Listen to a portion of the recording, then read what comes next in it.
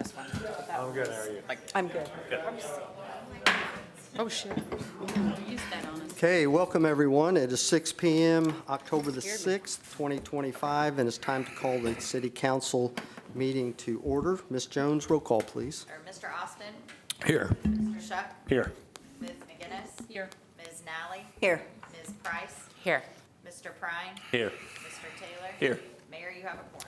Thank you, ma'am. Mr. Brian Reese. All right, I invite you to join me in prayer. Our Father, we come before you this evening and thank you for the privilege it is again to be here in City Hall. And I pray for this meeting, for every item on the agenda, that you would give that discernment and wisdom that is needed to make the best decision for our city. And I pray that you'd be, again, just with our city, our state, and our nation.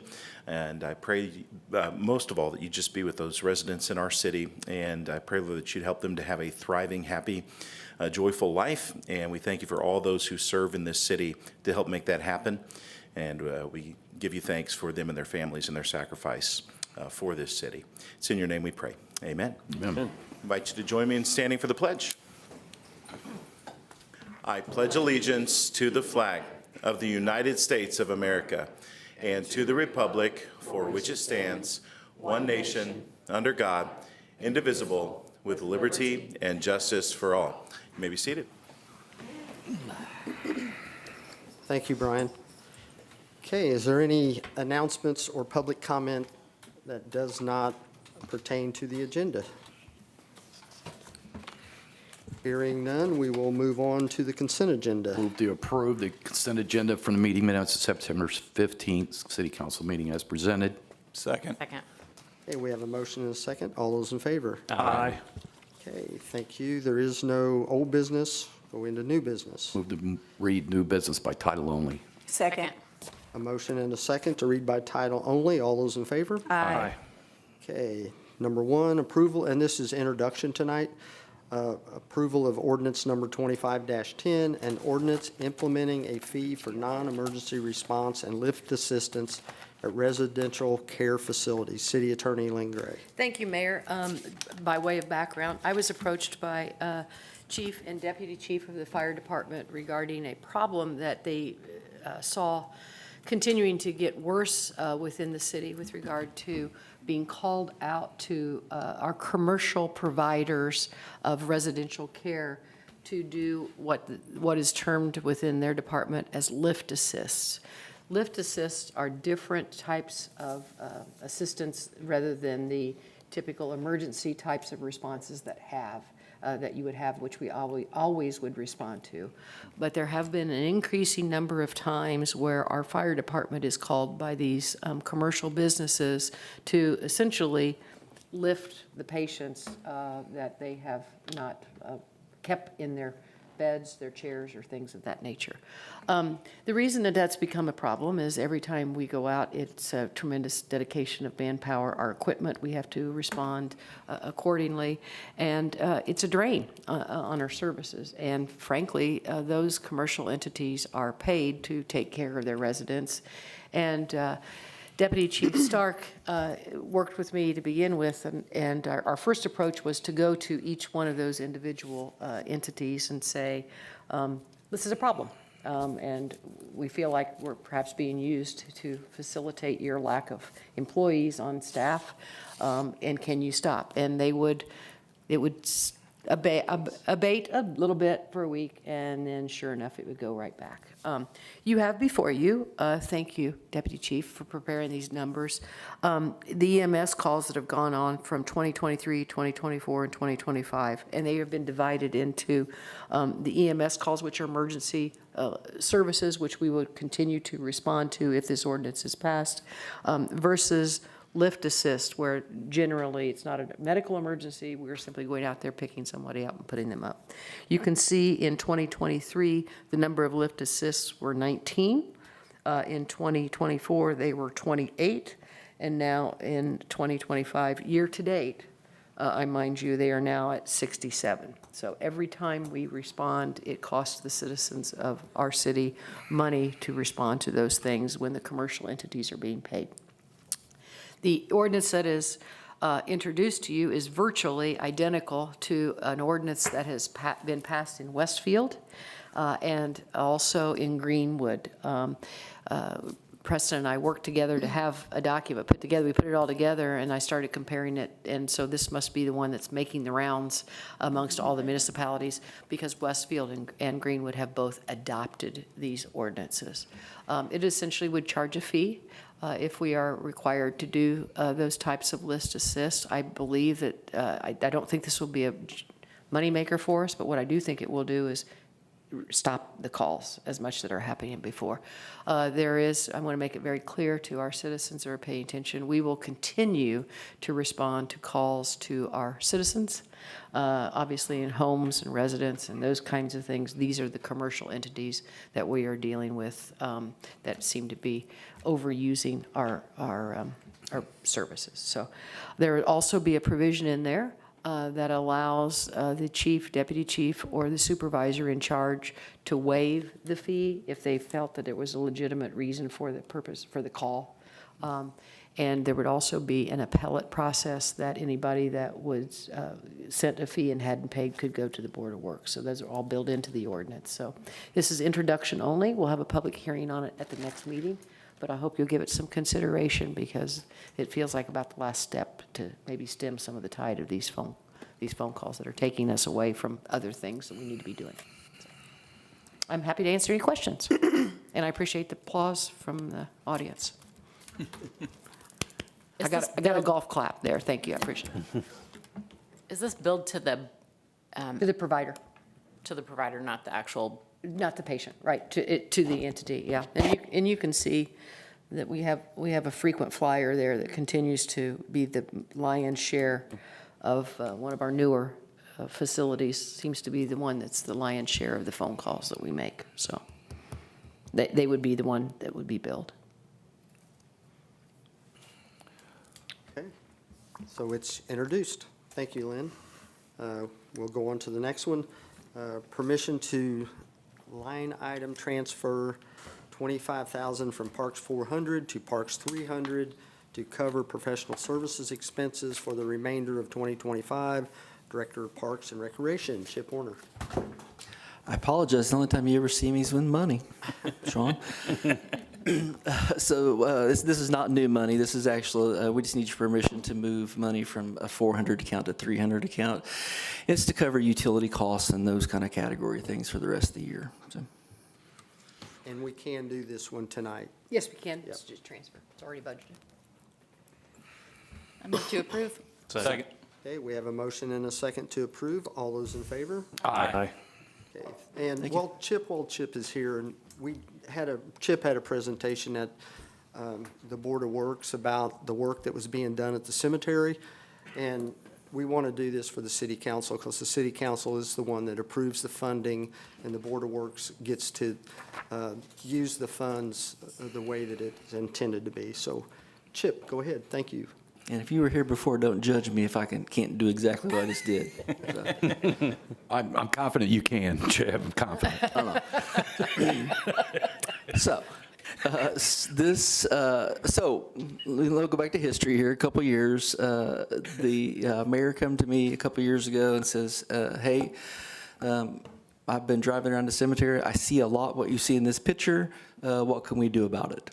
I said, "Okay, I'll look into it." And the mayor deserves the credit because he sees things I don't necessarily see sometimes. This is what we saw when we went out and did kind of a little evaluation of the cemetery, and this was pretty typical. You see a lot of headstones that are down, a lot of them are sinking in a lot of different places. I did a count at the cemetery, this has been several years ago, and it was almost 15,000 monuments back then, so obviously it's more today than it was then. Typically, this is what you saw. Breaking, they're not in the rows because they're falling down, all this kind of stuff. They're sinking in a lot of places. So we decided to tackle this project. What could we do to, get some of these back up to the condition that they should be in? A lot of these, you're not going to see the dates on most of them, but you might one of them. There's one in here from 1823. So we're not talking about something that was just put in, 6 years ago or those kind of things. We're talking something that wasn't even in this century. This is a great example where to start at, is this headstone, this is what it looked like before, but to some people that may look normal, but what it's supposed to look like is the after. That's how much it was sunk into the ground. So this project that we've done 3 phases of now, it has come back in, and we've lifted these headstones out, poured a new foundation for them, and then put them back into place. Small ones, easy. You know, I shouldn't say easy, I'm not doing the work. But some of these are going to be, you're going to find out, are taller than most of us in the room, and we've had to have a crane to come in and move some of these off and back on, and those kind of things. Lynn made a good point that I forgot to make the first time, so I'll make it this time, is that most of these headstones don't have people that are there anymore. And typically, the resident or the family would be responsible for doing this kind of stuff. Obviously, the 1823s and the 1901s, they just aren't there anymore. So this is why we decided to tackle the project, to be able to come in and do this. Wasn't joking with the mayor. We could literally do this for the next 100 years. That's how many, this is always going to keep happening. It doesn't matter. When we hit one section, there's 14 other sections that need this kind of work done too. So we've kind of strategically tried to do it. We've went from the cemetery office out. So if you want to go and kind of take a look, you know, because it's hard to see if you're not there when it's happening, because the end result is what it should be. So when you see it, you're like, oh, that looks normal, until you realize that it went through part of this process. We've done a little over 300 of these so far. It is in the budget next year to do another round, so I'll come to the Board of Works and we'll go through that process of quotes and all that kind of stuff again, so you'll be alerted of that again. But I did want you to see at least what the money goes for, because sometimes, you know, it's easy to see it when it goes to a road project or it goes to an amphitheater or something, but this one might be a little tougher for people to see what actually goes on. That's another great example of not only was this one sinking, but the top of it had fell off. And Lynn made another good point I forgot to mention. A lot of these things, when they fall into place, they just lay into place forever. And our guys that are trying to maintain the cemetery have to go around all this stuff, and it's already tough to trim around 15,000 monuments once a week, because that's what they do. But then now we're going to add more obstructions everywhere. So this kind of cleans that up. It makes it look a little nicer. And maybe these things will last longer than, you know, any of us in the room, hopefully. So gives you at least an example of what goes on.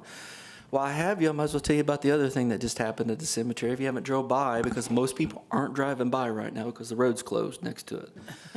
Go out and take a look at the cemetery. Over the last week or so, the roads got seal coated, and we also did some paving of some roads in the cemetery that needed some attention.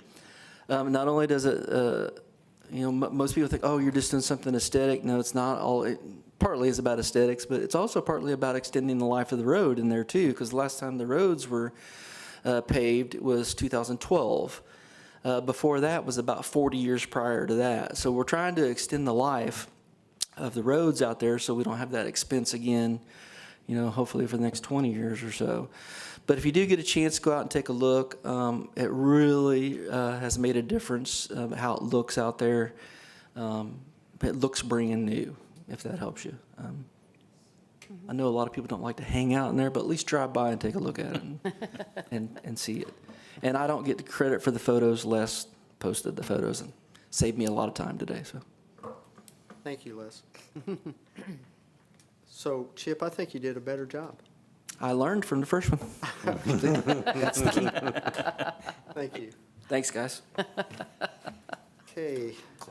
Next item, item number 3, the last item on the agenda, introduction of budgetary ordinance 2025-18, authorizing an additional appropriation into the rainy day for FICA, PERF, and overtime to pay out the comp time and overtime banks that we talked about earlier in the year whenever we changed our handbooks. So Clerk Treasurer Jan Jones. Yeah, as Mayor Barnett mentioned, this isn't a new idea.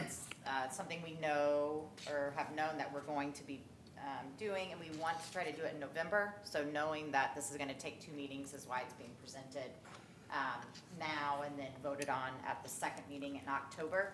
We had originally, right now it's under 500,000, and we still have people using time. the last week when I figured it was 490,000.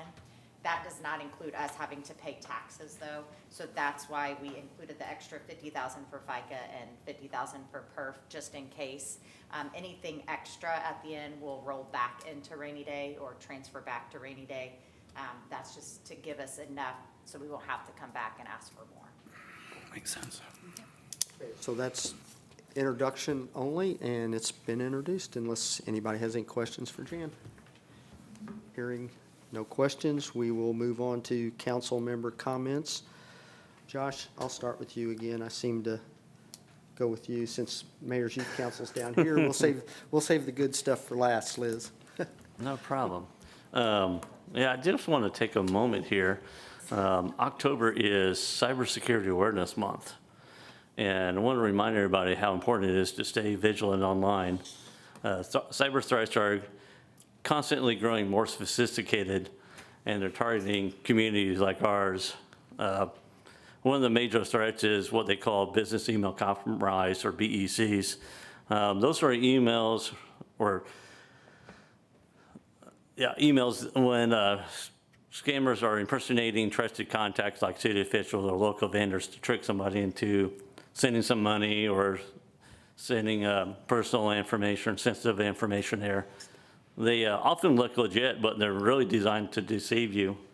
Another danger is called spear phishing. Unlike regular emails or spam, they are highly targeted attacks.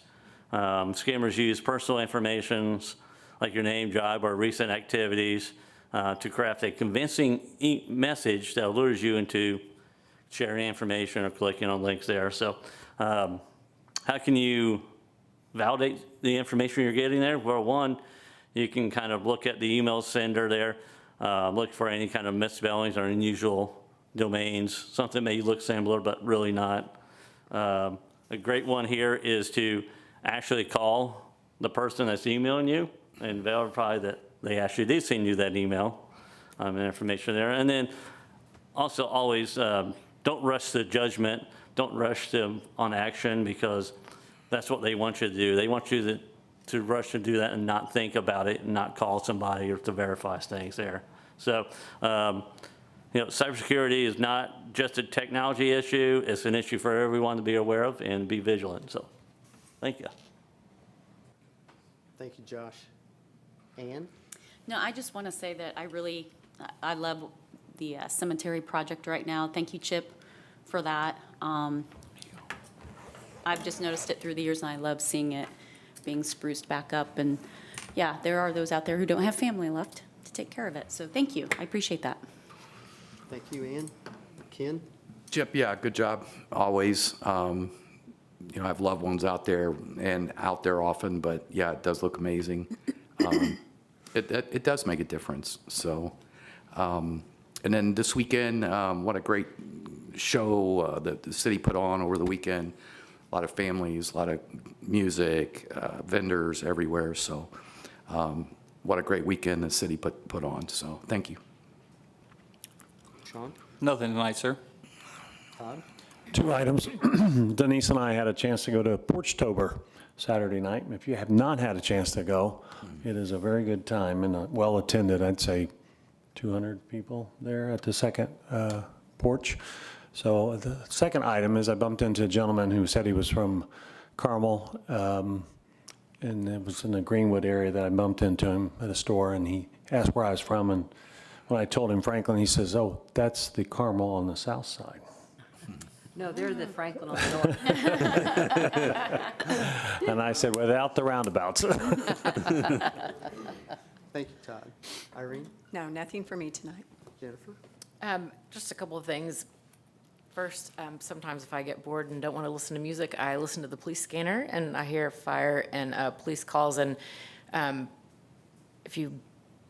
it's a great, not appreciation, but I mean, it just shows you that these guys are out there working hard. And last, I would say, week, I've heard several things going on. So I appreciate what you guys do. And then I'll say happy birthday to Sean Taylor today and happy belated birthday to Josh Prine last week. Thank you. That's it. So that they've both gotten grayer. Yeah. Liz? Yeah, I'm Liz Woods. I'm Communications Chair of FMLC, and I'm here with Emma Small and Rose Mayhem. Franklin Mary's Youth Council, we figured out our project for the year, which is we're going to put dog bowls around town, and we're going to do 3 of those, and those are going to be like connected to regular water fountains, so they'll be multi-purpose, so that'll be exciting. And then last Sunday, we went and we had some small groups go around, walk around town, and see where we think we might want to put those down, and then I think we're going to come back together on Thursday at our meeting and decide like where to put those finally. And then we just got the generator painted outside, so that's really exciting because I know Taylor McHenry kind of led that and she put a lot of work into that, so that was really cool. And then we're signed up for the winter market, so that's fun too. So we've got a lot done and we're doing a lot more. Yeah. Great. All right, thank you. Good report. Jan? Well, happy belated birthday to Jennifer, hers was yesterday, so I know. But other than that, I don't have anything. How come Jennifer's hair is not turning grayer? You don't ask. You don't ask. Don't ask any of us. We have no idea what color our hair is. I'm in trouble. All right, anything else, Jan? I got to move on. Tara, do you have anything? Throw your shoe at him. Lynn? Well, in all seriousness, I did want to report to the council, we were able to close on the bond issue for the sewer bond. Last week, closed, the money has been distributed. Very pleased to be able to say to you that we got it rated at 4.333. 4.32. Very pleased about that. And there are a couple of things, just like Jan came in here and by getting ourselves able to pay out those debts and those agreements, those were funded things that we don't, unfunded responsibilities we didn't have to report because they're taking care of those things by staying ahead of the game, by not being under any kind of order from that we were required to make repairs to the sewer plant. We were able to get best rates we could possibly do. So thank you for allowing us to go forward with this project now while things are still good, because I think it made a huge difference in the rate that we were able to get. And so we'll be moving forward with the project. Okay, and I don't have anything to add tonight, just appreciate the council and all of our workers and everything that happens here in Franklin. So thank you, and we have a motion to adjourn. So moved. We have a motion Second. and a second. All those in favor? Aye. Thank you. Yeah. That's what, because Callie's got